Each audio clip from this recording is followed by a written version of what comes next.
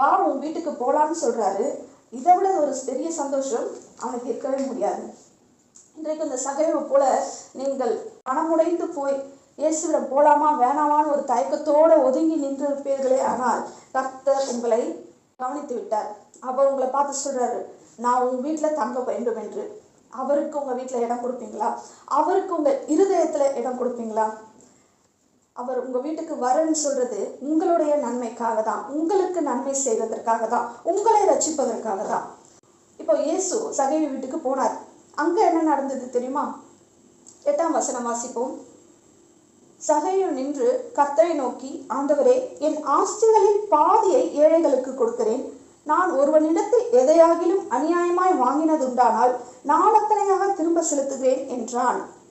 இயேசு வீட்டுக்கு வந்துட்டாரு. இயேசு வீட்டுக்குள்ள வந்த உடனே சகையுக்குள்ள ஒரு மாற்றம். அது எப்படி நிகழ்ந்தது?